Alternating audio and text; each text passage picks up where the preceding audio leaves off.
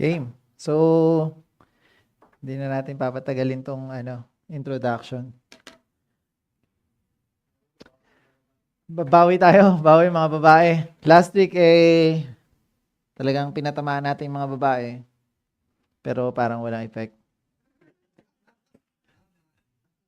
Hindi, biro lang, biro. Doon sa mga hindi nakapunta last week or nakanood, available naman yung ating video. Pwedeng sisend siguro natin, sir, ulit pag yung edited na. No, yung natanggal na yung mga masasakit na salita. So, today, pag-aaralan natin ay about being husbands naman. Okay, sabi dyan sa ating title, Husbands, Love as Christ Loves. So, paano nga ba nagmahal si Christ? Yun dapat yung pagmamahal na ating i-apply sa ating pag-aasawa. Medyo mas mabilis lang to kasi gusto ko medyo mapag-usapan yung mga questions sa isipan ninyo pagkatas nating talakayin to. So, this is the verse from Ephesians 5. Last time pinag-usapan natin, Ephesians 22 to 24. So, tonight, ang pag-uusapan natin ay Ephesians 5, verse 25 to 27. Okay. Husbands, love your wives just as Christ loved the church and gave himself up for her. 26, to make her holy, cleansing her by the washing with water through the word, and to present her to himself as a radiant church, without stain or wrinkle or any other blemish, but holy and blameless. So, point number 1, the misunderstood role of husbands. Ano nga ba yung mga pagkakamali nating pagkakaintindi sa role ng isang husband? So, many men thinks headship, yung pagiging head ng family means control, dominance, or dictatorship. Pag hindi nakikinig sa yung asawa mong babae, para bang wala siyang respeto. Ayan, yan yung head of the family. Wala ka na. Sorry, sakit ko rin to.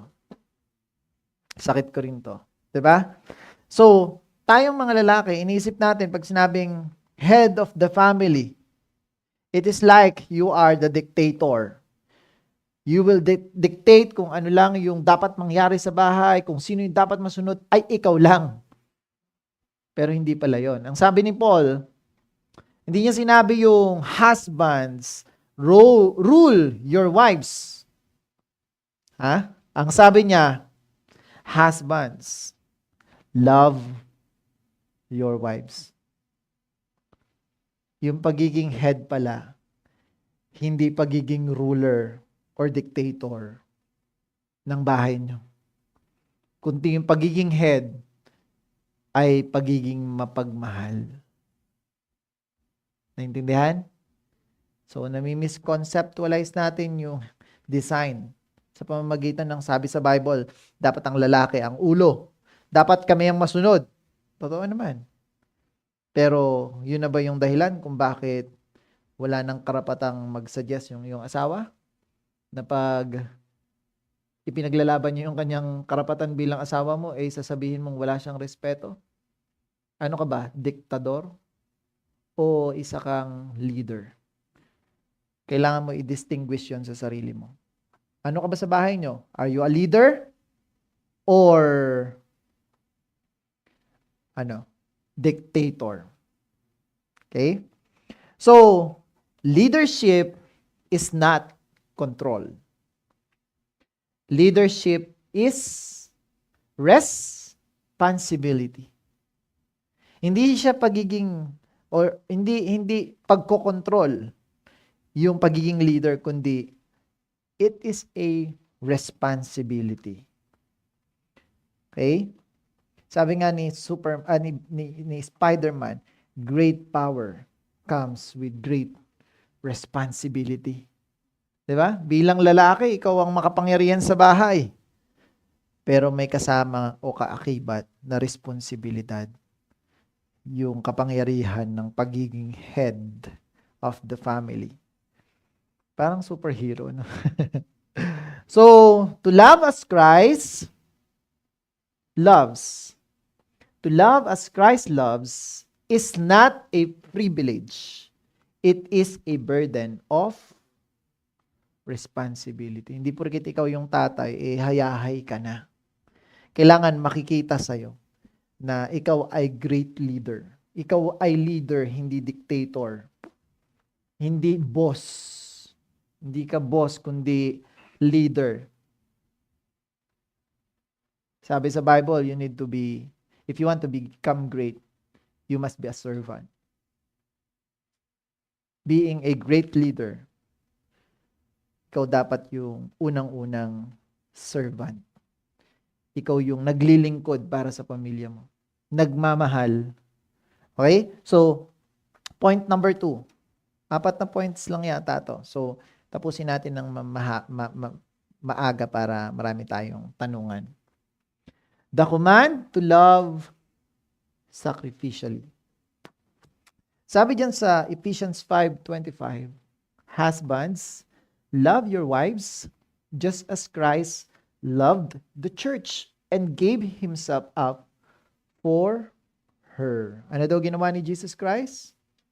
Anong klaseng pagmamahal yung binigay ni Kristo sa church? Inalay niya, ibinigay niya ang kanyang sariling buhay. Para kanino? Sa church. Yun daw yung klaseng pagmamahal na dapat na ibigay mo sa iyong asawa. Kaya mo bang mamatay para sa kanya? Di kung kaya mong gawin yon, madali lang para sa iyo tanggalin yung ego, pride, at self-centeredness sa puso mo. Na para bang pag nag-away kayo, hindi ka na nakikipag-away pa pabalik. Pag sinabihan ka ng pangit, niyayakap mo na lang siya, tapos sinasabi mo, mahal na mahal kita. Ito yung pag-ibig ng Diyos sa atin. Mahirap. Pero yun yung sinasabi sa atin. Hindi. Ako ang lalaki dito. Ako ang asawang lalaki. Sabi sa Bible, sabi ni Lord, ako ang head. Dapat ako ang masunod.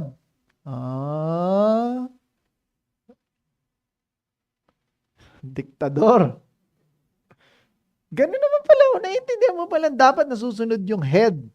Ang head ng mga lalaki ay si Kristo. Dapat siya yung masunod sa buhay mo. At ang ginawa niya ay pagsasakripisyo. Siya ang nagsakripisyo sa kasalanan ng asawa niya, ng church, ng eklesia. Di pag may kasalanan yung asawa mo sa'yo, ikaw magsakripisyo. Anong gagawin mo? Papatayin mo yung sarili mo. Mamatay ka na ego. Mamatay ka na, kumuha ang kutsilo, saksakin mo din. Biro lang. Naintindihan niyo ba yung sinasabi ko? Kanino ba nagkasala yung church? Kay God. Sino namatay para sa church? Sa kasalanan niya? Sino namatay? Si Christ. Sino si Christ? God.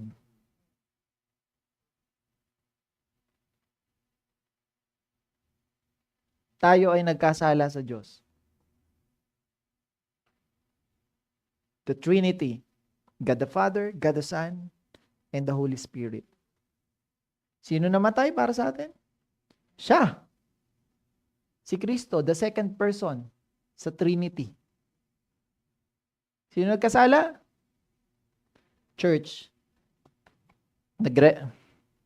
Image ng babae. Babae nagkasala. Sino namatay? Si Christ. Lalaki. Naintindihan niyo ba to?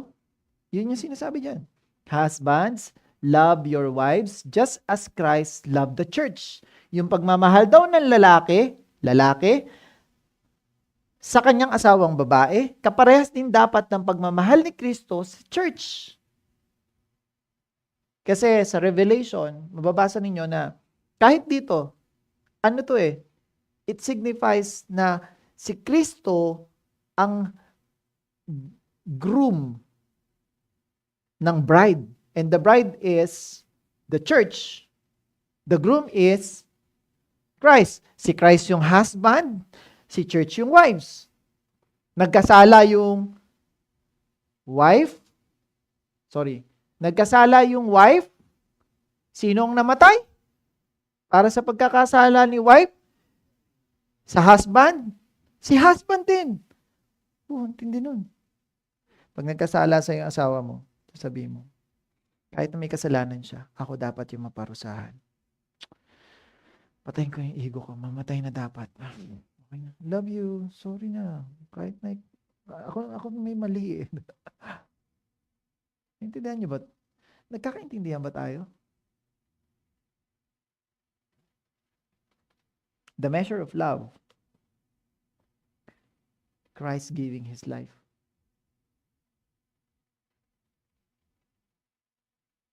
Ibinigay ni husband, ni groom, ni Christ, yung buhay niya sa bagay na hindi naman siya yung gumawa. Sa kaparusahan na para sa wife. Ang dapat mamatay ay yung church, yung wife, yung bride. Pero sino ang namatay? Si groom. Husbands are commanded to die daily to selfishness, ego, and pride. Who's willing? Who is willing to do this? Who? Pwede mo bang itaas yung kamay mo para makita ng asawa mo? Pwede bang iikot yung video tapos isend sa mga asawa nila kung wala dito? Videohan mo, Aiza, sino yung willing na mamatay araw-araw para sa asawa nila? Sige, nagtaas ako ng kamay. Hindi, sample lang naman to para gayahin nila. Palakpakan natin ng mga lalaki. Ang galing nyo. Ang hirap nyo pataasin. Paano kayo susundin ng mga asawa ninyo?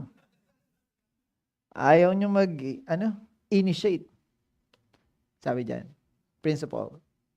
True love is not proven in what you say, but in what you're willing to sacrifice. Nagpa-process pa ba? Ibalik ko doon.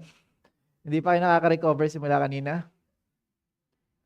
True love is not proven in what you say, but in what you're willing to sacrifice. Amen? So, si Christ, si John 13, if you're going to read the John 13, yun yung panahon na hinugasan ni Kristo yung paa ng kanyang mga disipulo, mga disciples niya. He washed the feet. Alam niyo kung gaano kadumi yung feet nung unang panahon? Wala silang sapatos, wala rin silang medyas. Tapos, ang way nila para makapag-travel, it's either may donkey ka, may camel ka, or kabayo ka. Pero most of the time, hindi naman afford ng lahat magkaroon ng sariling gano'n. Naglalakad talaga sila. Lalo na pag medyo mga 5 kilometers lang, ganyan. Nilalakad nila. Masisipag ng mga tao nung unang panahon. At sigurado ako, nung gabi, kung kailan sila naghugasan ng paa, sobrang dudumi. Kasi galing sila sa gawain. Ang dudumi siguro ng paa nila. Hindi pa sila naghuhugas kasi magkakainan pa lang sila. Hindi pa naman sila matutulog. So most likely madumi yung paa nila. Tapos sinugasan ni Christ yung kanilang mga paa. Ayaw pa nga ni Pedro, pero sabi niya, hindi, hugasan ko kayo. Gawin niyo rin to, sabi niya. Yung pagiging Diyos niya, though siya ay Diyos, nakapantay ng Ama sa pagiging Diyos. God the Father. Pero mas pinili niyang maging nasa image ng pagiging servant. Tapos sabi niya, ginawa ko to para sa inyo, gawin niyo din sa lahat. So, grabe yung pagpapakumbaba niya. It must be the attitude of the husband. Walang pagmamalaki. Kaya niyang isakripisyo yung katayuan niya bilang Diyos, bilang tagapagmana ng Ama. No? Naguguluhan ba kayo ba't may Ama, may Anak? Marami namang explanation ng Trinity sa YouTube. Kasi pag in-explain ko yan dito, baka 3 oras, 5 oras tayo mag-usap no? Pero naniniwala tayo sa Triune, sa Trinity. God the Father, God the Son, and God the Holy Spirit. Okay? We have one God in 3 persons. May kanya-kanya silang trabaho. Si God the Father, siya yung nagpro-provide, siya rin yung nasa langit. Di ba? Si God the Son, siya yung bumaba. At siya yung salita. Siya yung bumaba para iligtas tayo. At siya yung salita. Yung Holy Spirit, siya yung ating Ezer.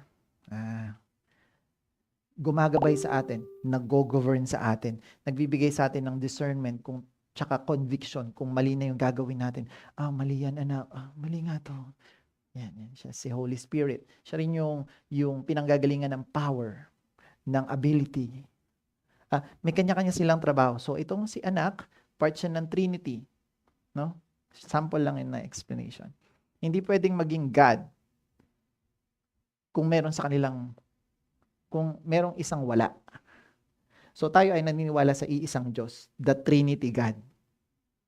Hindi tayo naniniwala kay Buddha, kasi pag naniwala tayo kay Trinity God, the Trinity God, tapos kay Buddha, 2 Diyos na yung pinaniniwalaan natin.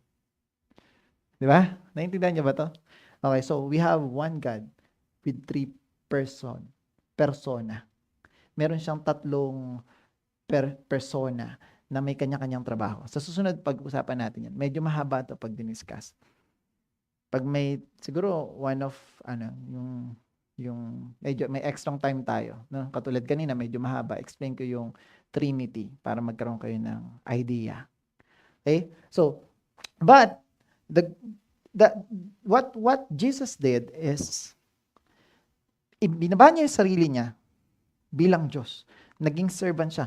Kamukha natin.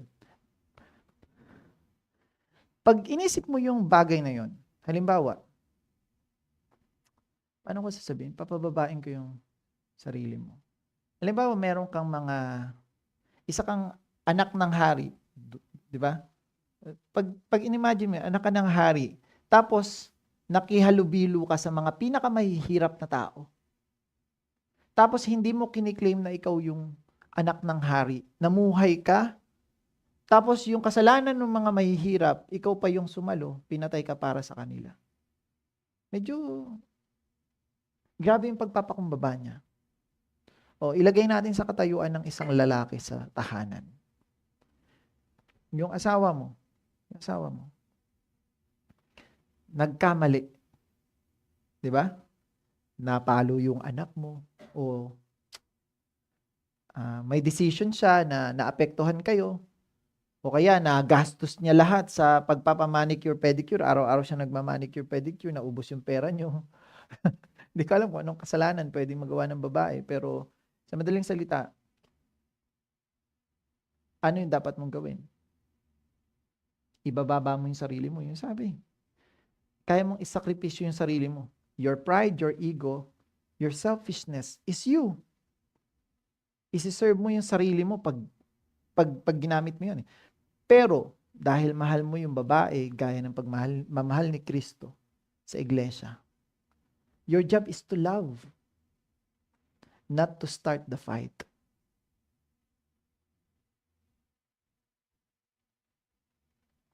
Spoiled naman yung asawa ko nun. Bakit? Meron pa bang ibang taong pwedeng spoiled din? Kung meron ka, dapat spoiled din yung asawa mo. Hello? Ang problema, dapat sa lahat ng tao, siya yung pinaka-espesyal. Pero, ito yung siste. Sa lahat ng tao, siya pa yung lagi mong inaaway.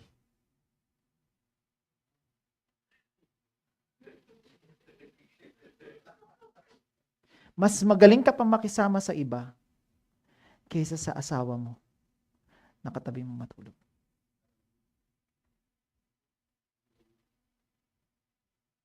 Tuwan-tuwa yung mga babae ngayon, di ba? Ang gaganda ng ngiti nila. Noong nakaraang linggo, parang ang simangot nila eh. Ngayon parang ang sasayan, Mami, ang ganda ng ngiti mo ngayon. Noong nakaraan, parang tinutulugan mo na ako eh.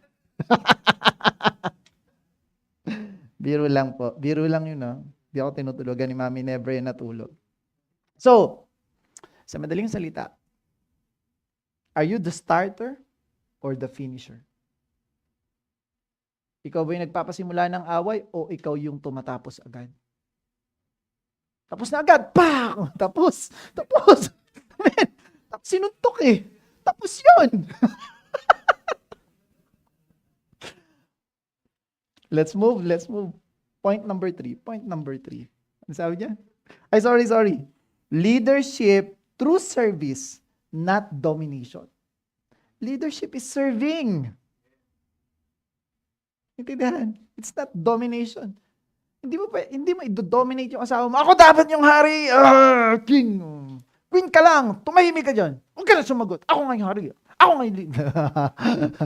Hindi, pag nagsasalita siya, hayaan mo lang, tapos lambingin mo. Dapat ganun eh. Sorry. Mahirap din talaga to. Minsan, pag nagsasalita ako dito, parang ang galing ko lang eh, pero hindi ko rin naman nagagawa eh. Mahirap talaga. Tapos na tayo, okay na. Ang hirap.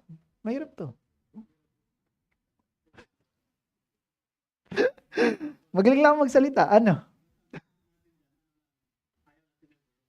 Ayaw natin ng gulo, Daddy. Tama. Yun na lang isipin nyo. Ayaw natin ng gulo. Yan. Ayaw mo ng World War III. Hindi ka mananalo sa babae. Kaya nga meron, di ba, meron tayo yung, pag yung lalaki ay tama, yung babae ay tama, babae pa rin ang tama. Di ba? Pag yung babae ay tama, yung lalaki ay mali, malamang tama yung babae. Pag yung babae yung mali, lalaki yung tama, babae pa rin yung tama. Oh, may tama. May tama talaga sila. Ngayon, kung pareha silang mali, tama pa rin yung babae. Kaya nga, ang dapat mong hinahanap ay tamang babae. Right woman. Pero ang makikita mo talaga sa mundo, yung katotohanan, makakakita ka ng woman na always right. Di ba? Hindi right woman, kundi woman always right. Tama yung babae lagi. Hindi, sa verse mamaya makikita nyo, talaga ba? Oo, lagi mo siyang itatama. Siya dapat lagi tama. Kahit mali siya. Kahit mali yung babae.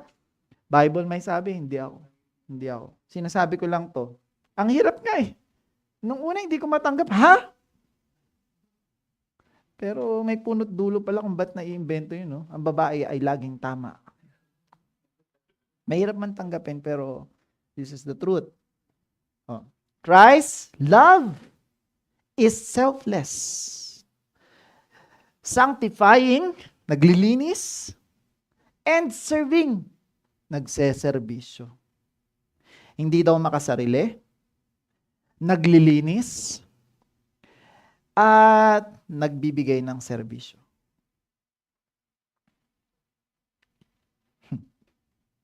Basahin natin. Sabi dyan.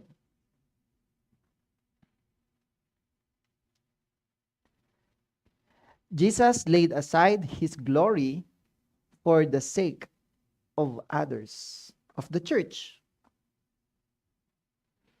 Sabi dyan sa verse, in your relationship with one another, have the same mindset as Jesus Christ, who being in very nature God, siya daw ay Diyos, in nature, did not consider equally with God something to be used to his own advantage. Rather, he made himself nothing by taking the very nature of a servant, being made in human likeness, and being found in appearance of a man, he humbled himself by becoming obedient to death, even death on a cross. Bakit dinagdagan ng death on a cross yan. Ay, sorry. Yan, sa dulo. Even death on a cross. Ba't nilagyan? Kasi nung unang panahon, ito yung pinakamalala, pinakagrabe, at pinakakahindik-hindik na bitay. Shameful. Pwede naman siyang batuhin hanggang sa mamatay. Isa sa mga paraan para patayin yung isang taong nagkasala. Pero yung pinaka-nakakahiya ay ipako ka sa krus. Pero ginawa yun ni Kristo para sa kanyang asawa. Napapahiya ako sa iyo eh. Umayos ka nga. Okay lang. Mapahiya ka para sa asawa mo. Si Christ ay inako yung kasalanan. Namatay. Kahit sa kamatayang pinaka-nakakahiya sa lahat. Ikaw, huwag kang lumabas. May kausap ako. Bastos mo naman eh. Usapang lalaki to eh. Ba't ka nakikila? Iba, di ba? Pag napapahiya ka, iba yung ego mo bilang lalaki. Iba yung pride mo eh. Pero si Kristo ay pinakita niya kung ano yung dapat na klaseng pagmamahal na ibigay dapat sa asawa. Kahit ikamatay niya sa pinaka-nakakahiyang pamamaraan. The most shameful death. Selfless love. Next, sanctifying love. His love makes the church holy, not broken. Holy, not broken. Ibig sabihin, holy, pure. Kahit na nagkasala yung church, tiningnan niya yun bilang pure. You are pure in the sight of Christ. Hindi kayo broken. Kaya wag mong gawing broken-hearted yung asawa mo.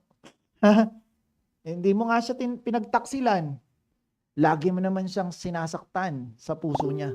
Broken-hearted ako. Iniwan ka na asawa mo, hindi. Araw-araw niya kasi ako inaaway. Araw-araw niya ako sinisinghalan. Ano ako, aso? Husbands must love in a way that their wives flourish spiritually, emotionally, and mentally. You must be like that. Ikaw dapat yung nag-nurture, nag-flourish, nag-cultivate sa asawa mo para maging maganda siya sa panglabas, sa spiritual, sa emosyonal, sa mental, sa physical. Dapat ikaw, hindi ikaw yung nakakatulong sa kanya para ma-demoralize.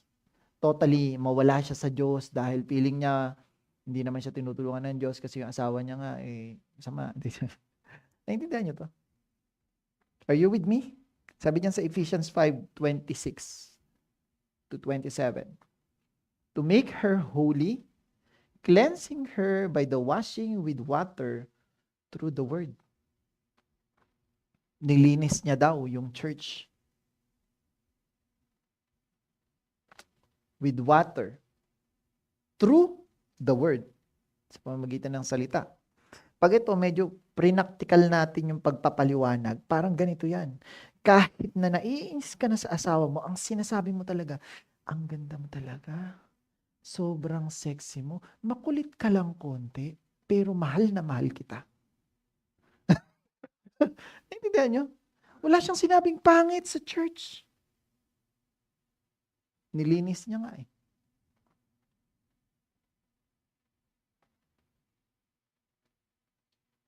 Pero yung sanctifying dyan, sa mas malalim na pagpapaliwanag ha, yung kanyang mga salita, yung nagsasanctify sa tao. Naglilinis para maging katulad niya tayo. Yung salita niya, the word. Yan, yung mga principles na pinag-uusapan natin, yan yung nagiging reason kung bakit nagiging into sanctification, level. Sanctifying, ibig sabihin, konti-konting nagbabago. Papunta sa kanyang image. Yun. Pero pag practical natin, again, salita, walang pangit kahit na ang pangit ng ginagawa ng asawa. Kahit na naiinis ka na sa asawa mo, pinipili mo pa rin yung pinakamagagandang salita. Yung pinipino mo lahat ng sinasabi mo. Pinag-iisipan mo ng maigi bago mo sabihin, ang hirap talaga. Pag naiinis ka sa asawa mo, minsan, ang tigas talaga ng ulo mo.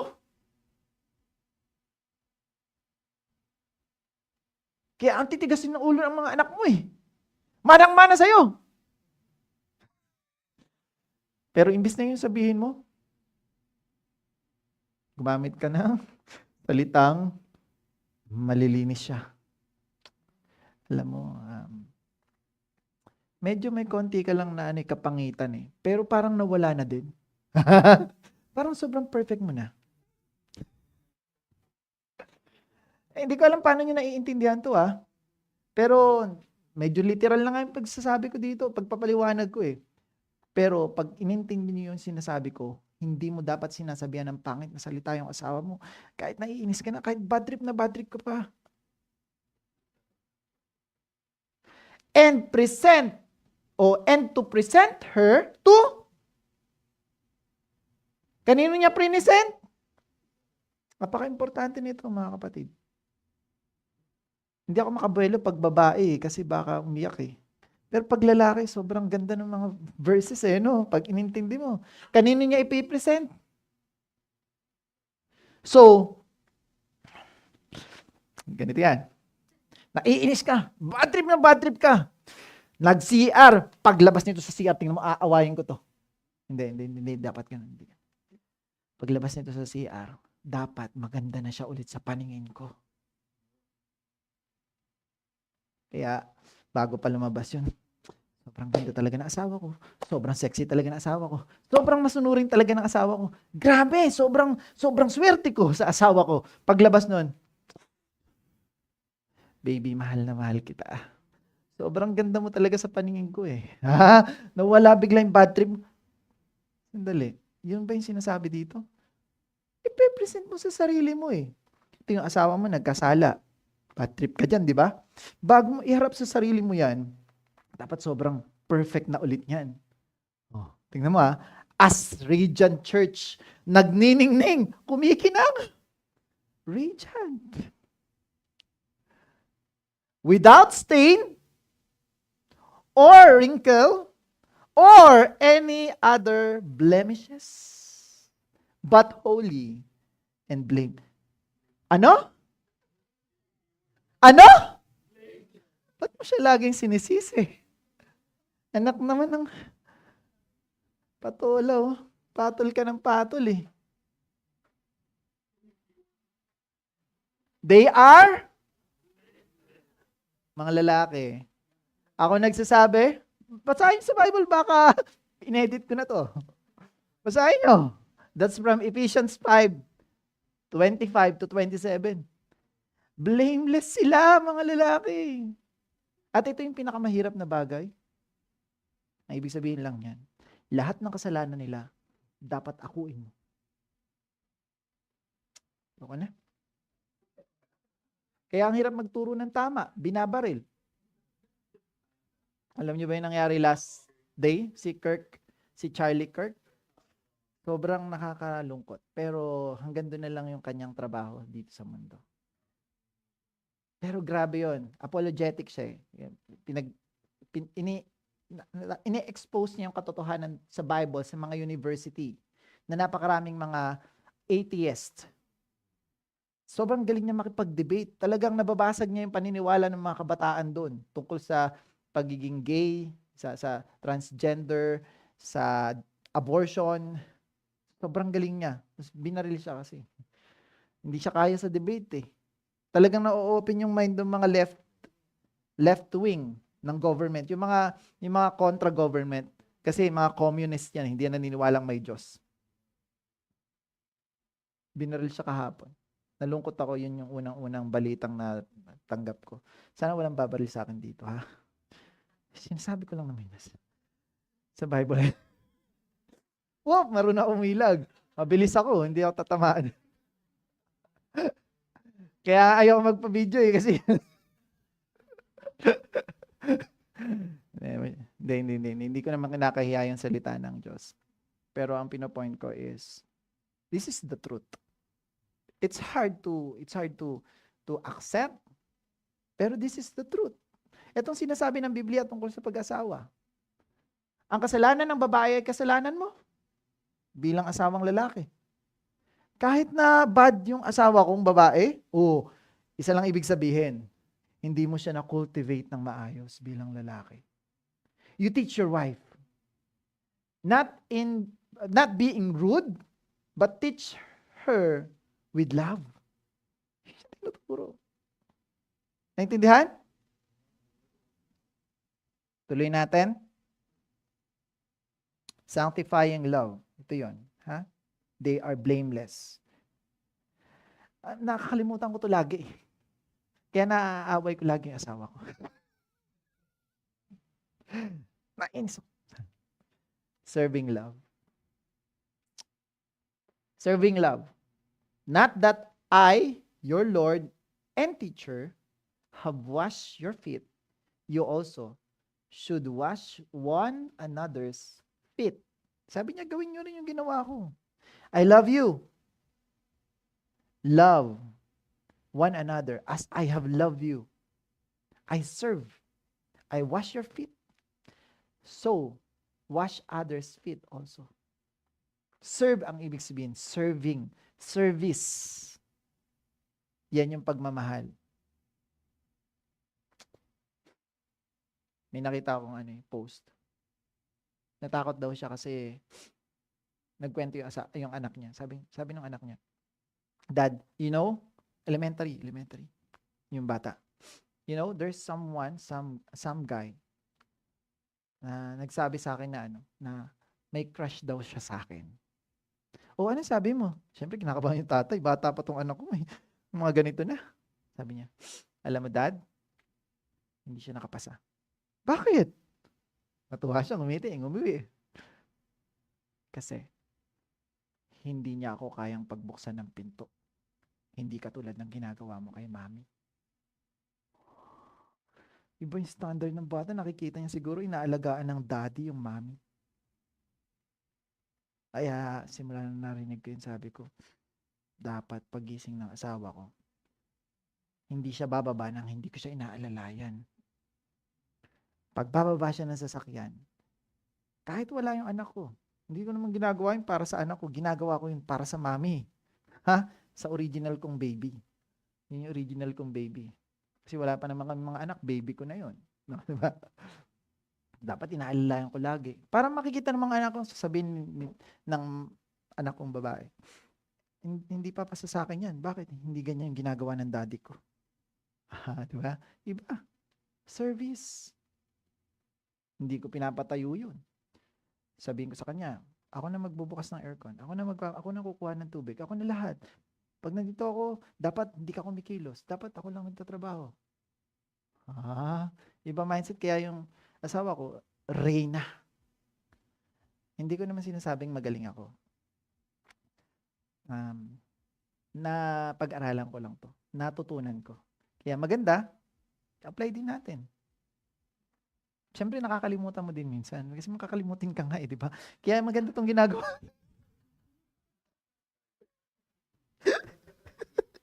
Kaya minsan, maganda talaga yung mga umaattend ka ng ganito para na papaalalahanan ka. Okay? So,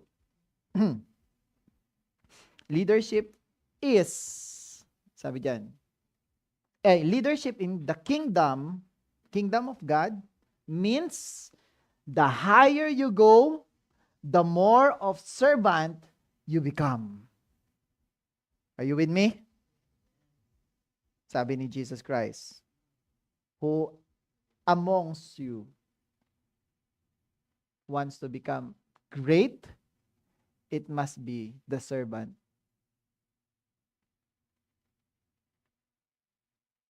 You must be a servant. Yun yung sinasabi niya. Kung gusto mo na maging great, ikaw daw dapat ay servant. If you want to become a great husband, you must serve. Point number 4. The husband's love produces growth, not oppression. Oppression means nang aapi. Tama? Oppression is a result of insecurity and ignorance.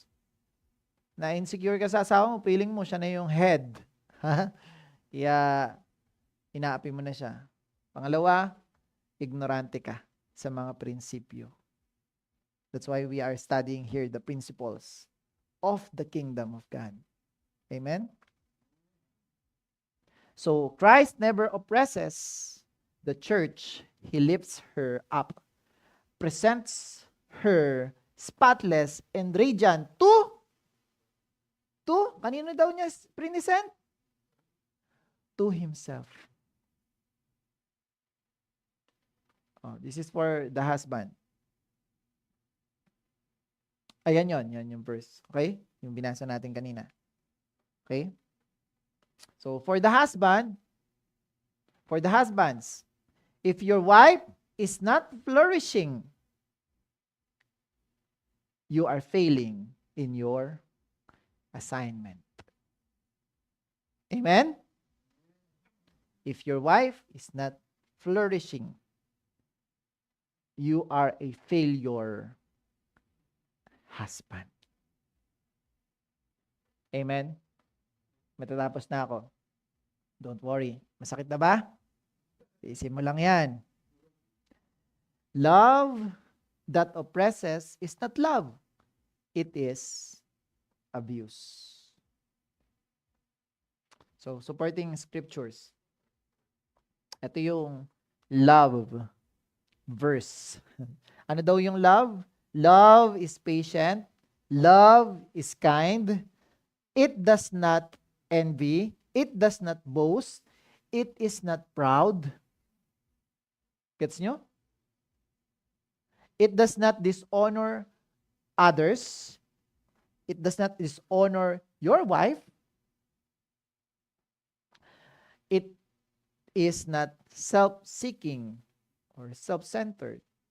It is not easily angered. Hindi daw madaling nagagalit. It keeps no record of wrongs. Wow. 1 Corinthians 13, 4-7. Big idea. Ayan. Love does not delight in evil, but rejoices with the truth. Continuation. It always protects, always trusts, always hopes, always perseveres. Diba? May perseverance dapat yung love. Tapos laging umaasang magbabago din siya. A new command I give you, love one another as I have loved you, so you must love one another. Big idea. To be a husband is to be the Christ figure in the home. Okay. Husbands, the question is not, is my wife submitting? But, am I loving like Christ? Huwag mo tanungin, ikaw ba nagsasubmit ka sa akin? Ha? Huwag mo tatanungin yung asawa mo ng ganun. Dapat ang tanungin mo yung sarili mo, am I loving like Christ? Don't ask your wife. Ask yourself. Why? If you love her as Christ loves the church, submission will not be a struggle, but a response. Because you are a good leader. Dahil mahal na mahal mo yung asawa mo, yung submission, hindi na hinihingi yun at hindi na tinatanong. Kusang ibibigay yon bilang response sa pagmamahal mo. Trust, not me, the Bible. Yung sinasabi ng Bible love your wife as Christ loved the church. Amen? Okay. Love is not emotion. Love is commitment to meeting the needs of another at your own kahit buhay mo pa yung kapalit.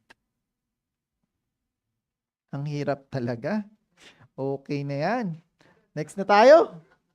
For husbands, you are the thermostat of the home. Set the atmosphere with Christ-like love. Ikaw daw yung magbibigay ng init. Iset mo yung atmosphere, hindi ng init ng ulo, kundi yung init ng pagmamahal. Naintindihan? Amen. Para sa mga asawa. For wives, pray for your husbands that they lead in love, not fear.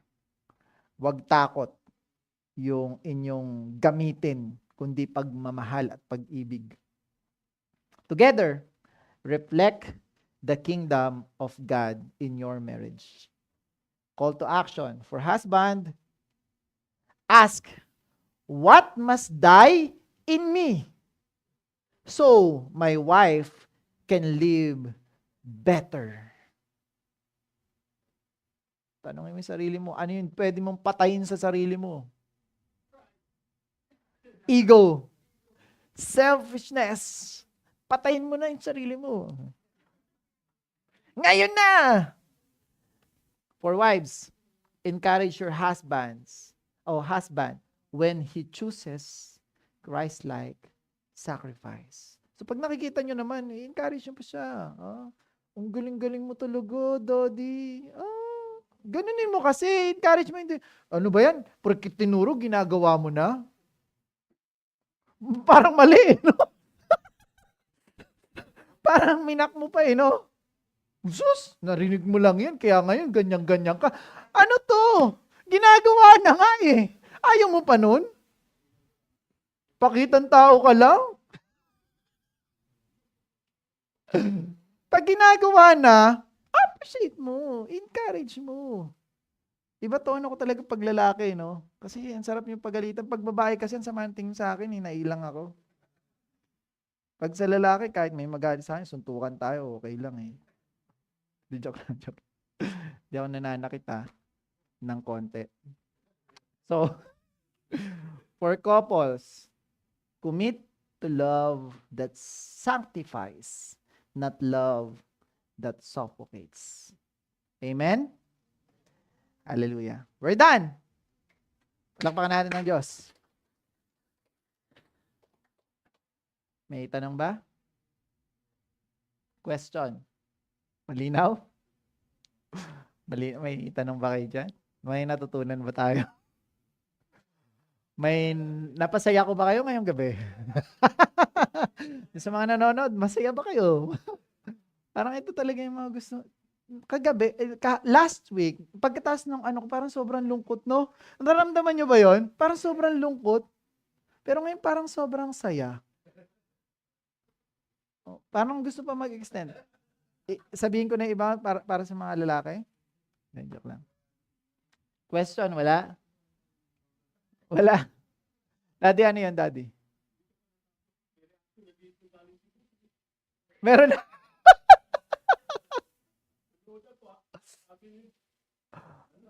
Nanood daw yung asawa ni Daddy Ferds. Ayusin mo buhay mo. Spoil mo ako. Yari. Parang mali yung tinuro natin. Hindi, sabi sa Bible eh. Anyway, I hope you learn. Kung wala kayong tanong, tapusin na natin tong gawing to. Palakpakan nyo yung mga asawa nyo lalaki. Sobrang galing nila. Talagang tinanggap nila. God bless you all. And see you next week, ha? God bless. Sobrang saya ngayong gabi. Ramdam ko rin eh. Yung mga nanonood sa video, ramdam ko rin nakangiti lahat ng babae. Bye.